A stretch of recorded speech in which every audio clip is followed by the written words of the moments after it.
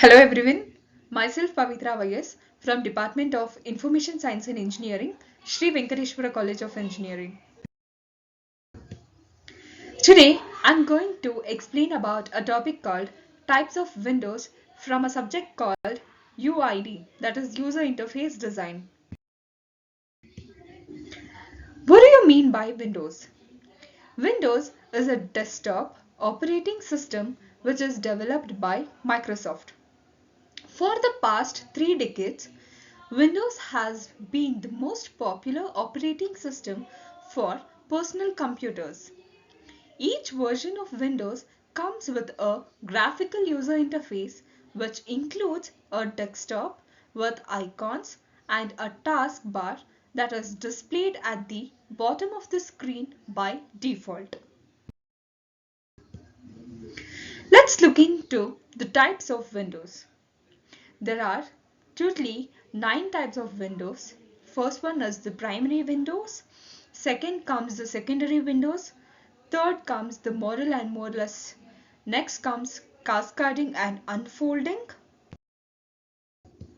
Fifth is the dialog boxes. Sixth is the property sheets and property inspectors. Next comes the message boxes. Next, palette windows.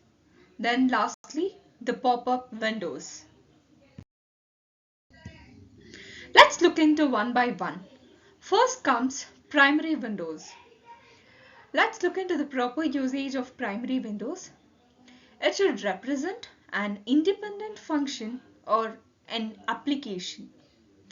It is used to present constantly used window components and it controls menu bar items that are used very frequently, used by most or all, and the primary or secondary windows.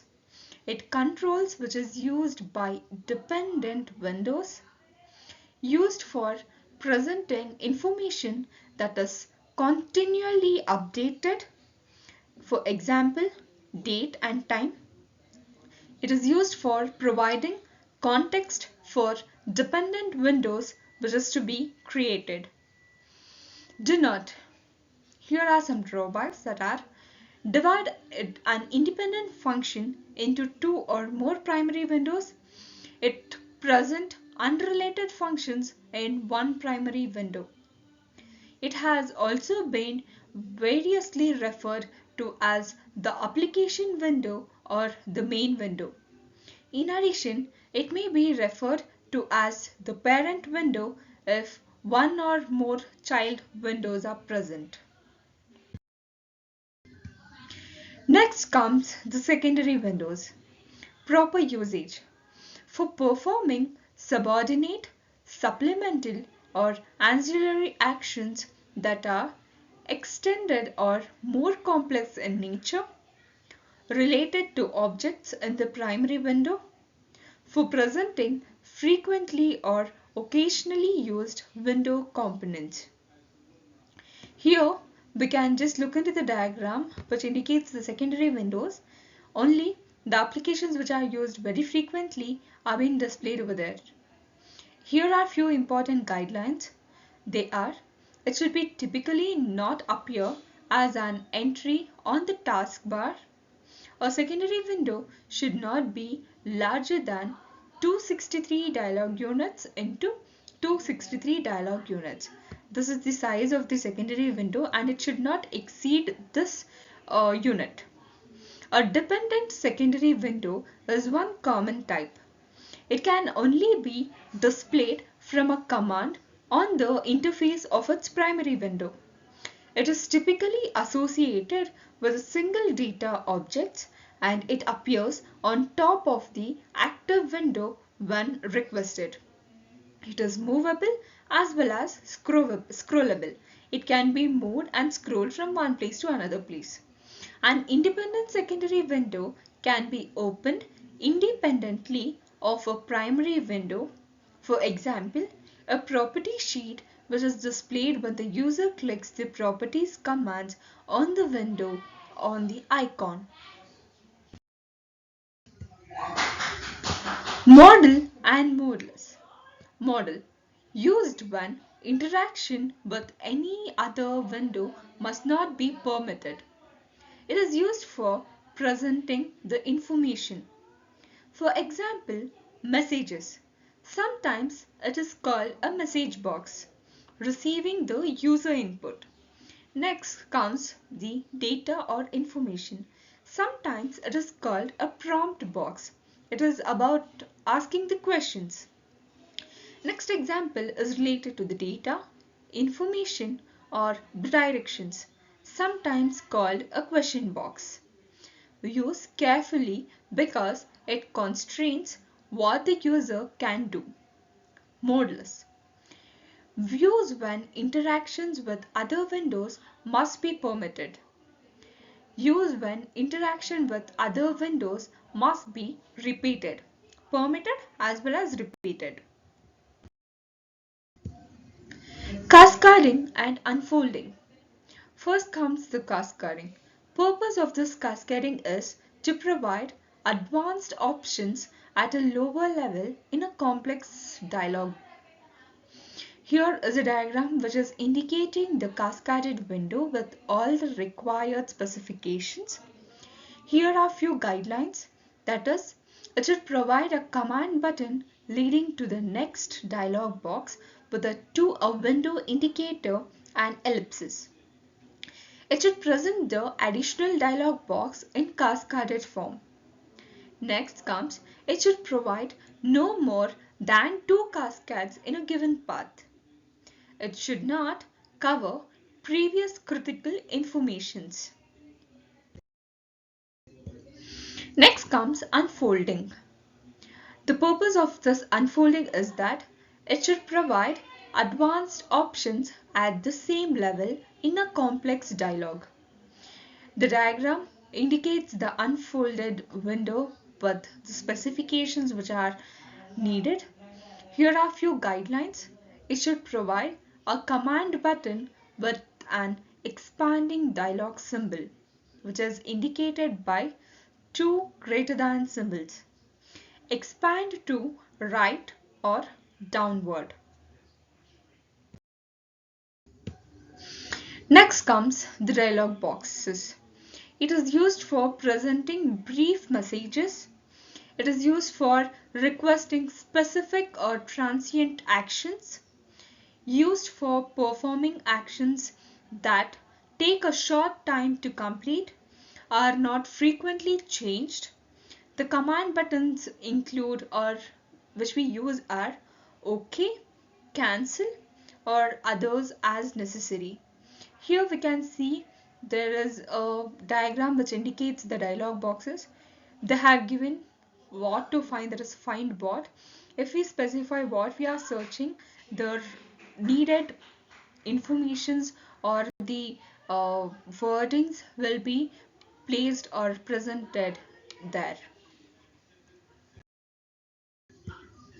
Next comes the property sheets and the property inspectors. Secondary windows provide 2 other techniques for displaying the properties, that is the property sheets and the property inspectors. First comes the property sheet. It is used for presenting the complete set of properties for an object. It categorizes and groups within property pages as necessary.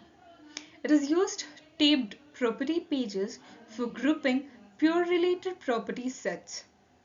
The recommended size for the property sheets are 252 DLUs wide into 218 DLUs high, or 227 DLUs wide into 215 DLUs high. Next comes 212 DLUs wide into 188 DLUs high. The command buttons which is included over here are OK button, cancel button, apply button and the reset button. For single property sheets, place the commands on the sheet. For the taped property pages, place the commands outside the taped pages. Next comes the property inspectors. Used for displaying only the most common or frequently accessed objects' properties. It is used to make changes dynamically. Here we have the text properties which has been displayed in the diagram. We can change the font or the font types over here. Here we have been mentioned Times New Roman. There are many font styles. We can just change over there and including the sizes. Message boxes. It is used for displaying a message about a particular situation or the condition. The command buttons which is used are OK button, cancel, help, yes or no buttons, stop button, the buttons to correct the action that cause the message box to be displayed. It enables the title bar close box only if the message includes a cancel button. Next comes the palette windows. It is used to present a set of controls designed as resizable. Alternatively, design them as fixed in size. Here, the image indicates the palette window.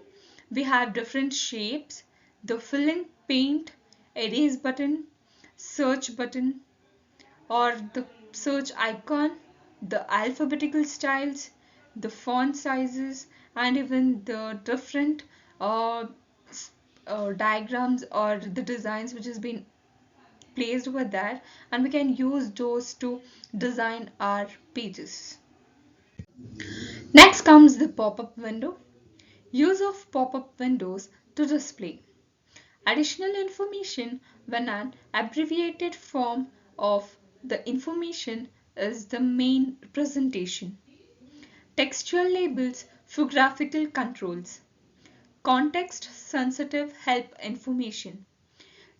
The diagram represents the pop-up window. When we right click on the mouse, we just get a window wherein we get many options, that is cut option, copy, paste, font, paragraphs, bullets and numberings, and many more. When the user needs to be cautioned with a very important note or any important message, the pop-up windows just comes. Here I complete with my topic. Thank you. Have a nice day.